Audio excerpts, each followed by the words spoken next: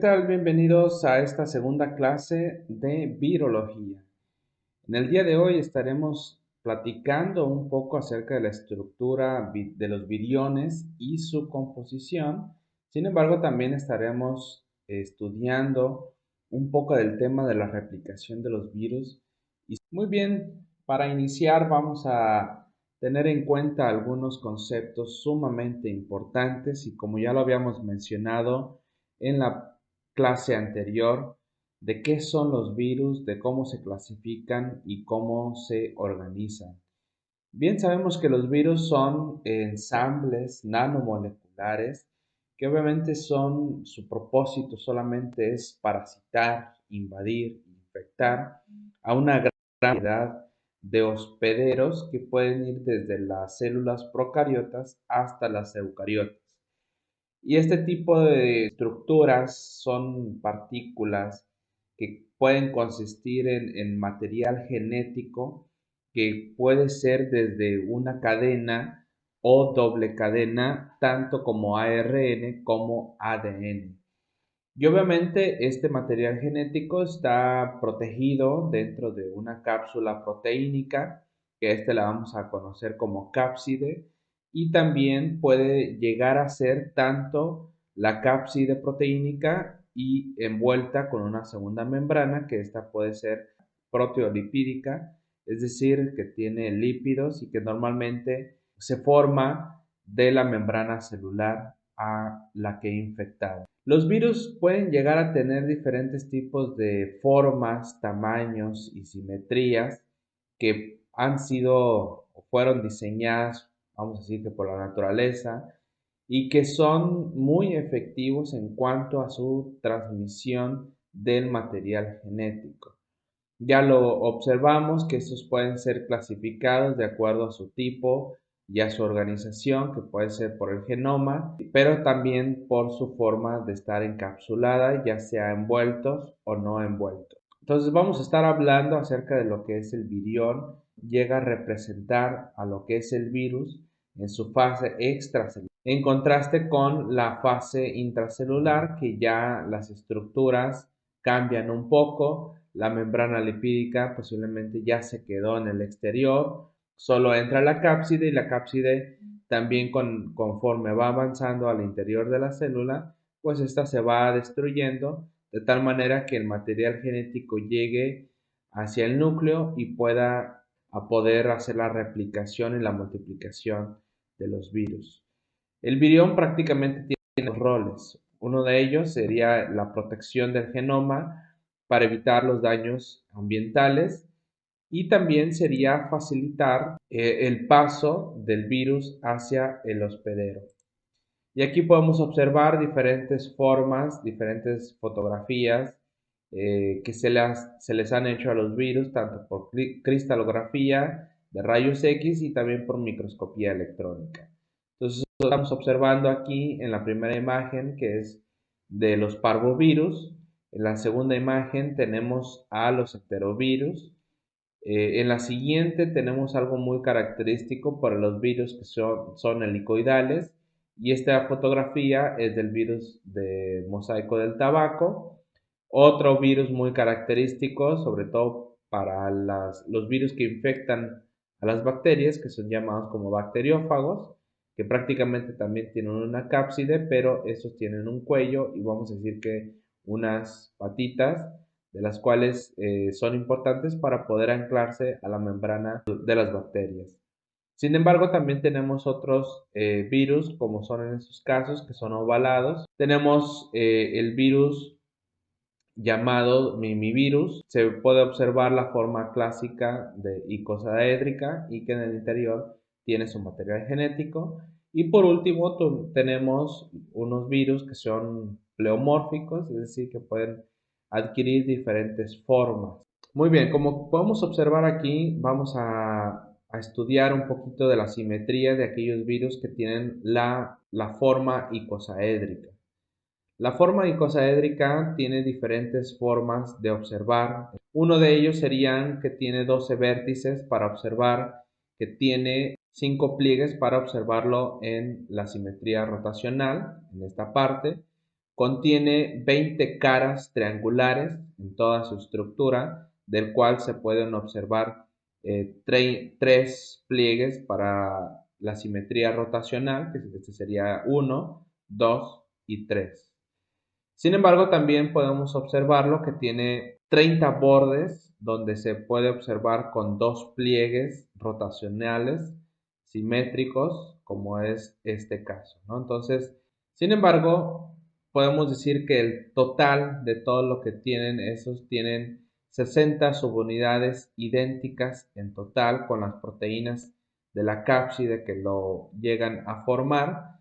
Entonces podríamos estar hablando de los capsómeros, que vendrían siendo los monómeros de todo un virión que está formando la simetría icosaédrica. Aquí podemos observar fotografías computacionales donde se observan en diferentes formas las proteínas virales que están formando las cápsides, y que a esto prácticamente le llamaríamos como el capsómero. Entonces podemos observar el inciso A, que es del poliovirus, que es un modelo de las cadenas proteínicas del mismo virus, del poliovirus, pero observando las proteínas en un modelo como si fuera de hilos o de algunas cuerdas. Tenemos en el inciso C un modelo del virus del Coxsackie B3, donde se observan ya, se han rellenado los espacios y observar cómo se están formando las figuras. Y por último también del Coxsackie y cómo se puede observar con otro tipo de modelo. Entonces aquí simplemente indicar que cada uno de los capsómeros están constituidos por diferentes proteínas virales, como aquí en particular de los picornavirus. Sin embargo, también observaremos en la siguiente imagen que hay una cuarta proteína, sin embargo, esta está en el interior del capsómero, del virión, y que lo podemos observar aquí.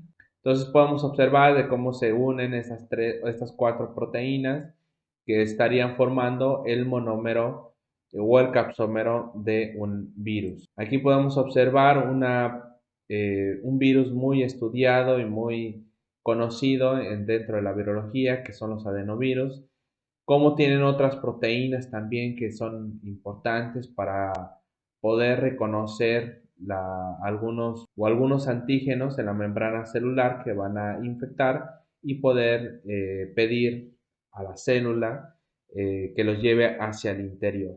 Entonces podemos observar, independientemente también del tipo de virus, que hay virus mucho más grandes y de los cuales tienen copias de subunidades mucho mayores.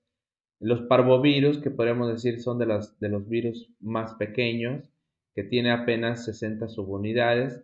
Sin embargo, tenemos otros que aumentan. Vemos virus mucho más grandes como el adenovirus, que puede llegar a tener hasta 1500 subunidades de los. Sin embargo, también tenemos otras formas de los virus que son las helicoidales, van protegiendo en el interior al material genético. Este normalmente podemos encontrarlo en los virus de las plantas, en las colas de los bacteriófagos y algunos cápsides que son flexibles y que contienen material genético de ARN con cadena negativa.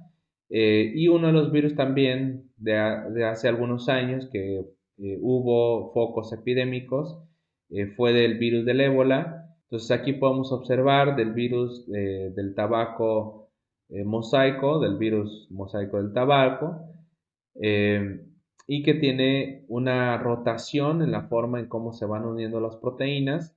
Sin embargo, también podemos observar algunas proteínas sumamente importantes en aquellos virus que son envueltos. Entonces podemos observar esta imagen. La coloración roja son proteínas que están unidos en la membrana lipídica de los virus, y aquí podemos observar el interior, que vendría siendo la cápside, que son puras proteínas. Y entonces observamos aquí, vamos a decir, de un corte de este tipo de virus, que en este caso es el virus del chikungunya, donde podemos observar el interior, el genoma, donde se encuentra protegido por la cápside, que le podemos ver una coloración azulita más claro, y la parte de la coloración verde vendría siendo la membrana y el amarillo y lo rojo vendrían siendo las proteínas que están unidos en la membrana lipídica. Aquí podemos observar otra imagen de otro tipo de virus que tienen membrana también, que son la envoltura lipídica y que tiene algunas proteínas ancladas en esa membrana. Y esta es una imagen clásica de los virus de la influenza, donde tienen las hemaglutininas y las neuroaminidasa, que es una forma donde podemos identificar los tipos de virus de la influenza y que obviamente es importante para el anclaje con las membranas celulares que están infectando. Y este tipo de virus quizás son un poquito más pleomórficas. Observamos aquí cómo están las proteínas ancladas en la membrana celular, de las cuales son importantes que estas proteínas son llamadas como espigas en el caso de los coronavirus y que de nuevo son importantes para poder reconocer los receptores en las membranas celulares, poder ir hacia el interior. Observamos cómo en algunos casos las membranas que están unidas o las proteínas que están unidas a las membranas, algunas pueden ir directamente, estar unidas a la cápsula. Sin embargo, hay algunas que tienen una tercera cubierta de proteínas que le llamaríamos la matriz y otros que tienen otras proteínas y esta proteína que está unida a las membranas no llega hasta las proteínas de la cápsula. El único propósito que tienen los virus es prácticamente tener un ciclo de replicación, de multiplicación y simplemente seguir produciendo grandes cantidades de copias de los virus para poder seguir infectando otras células. Entonces,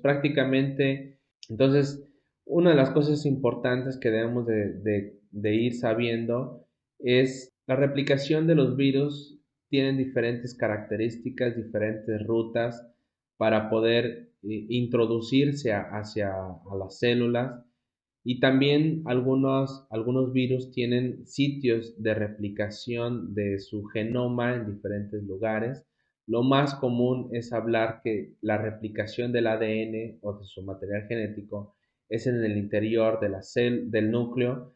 Sin embargo, hay otros que por ser ARN tal vez sea fuera del núcleo y hablaríamos que es en el citoplasma. Sin embargo, para la maduración de algunos virus, tanto puede ser en el interior del núcleo como puede ser fuera del núcleo. Entonces, por ejemplo, algunos es con la membrana nuclear, algunos tienen que ir al aparato de Golgi para poder madurarse, otros en el retículo endoplásmico.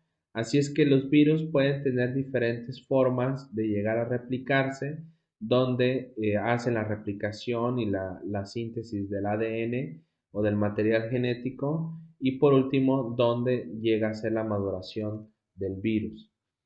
En algunos casos podremos observar que la mayoría de los virus, y si podríamos medir las concentraciones de los virus, la mayor concentración es intracelular, que es donde se están duplicando, replicando los virus. Y la concentración pues, extracelular es menor. Sin embargo, las dos es que van aumentando por el hecho de estar multiplicándose. Entonces los adenovirus tienen mayor concentración dentro de la célula. Sin embargo, hay otros virus que la concentración es extracelular. Quiere decir que estos se dividen a gran velocidad o se multiplican a gran velocidad y estos están siendo expulsados. Entonces la concentración intracelular es mucho mayor, es mucho menor que la extracelular.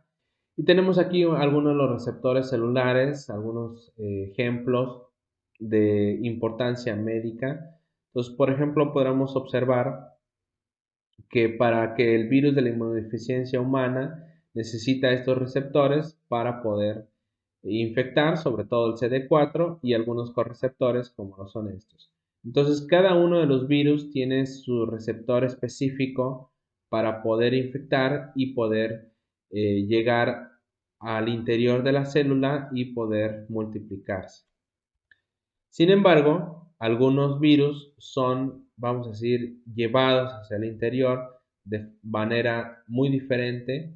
Entonces podremos decir que algunos tienen las macropinocitosis, otros son por fagocitosis, otros simplemente por reconocer los receptores van formándose algún tipo de fagosoma o endosoma y que van yéndose hacia el interior. Por ejemplo, tenemos ejemplos que son por las balsas lipídicas, algunos casos simplemente por la membrana que se va formando hacia el interior, otros que necesitan algunas proteínas que son llamados caveolinas.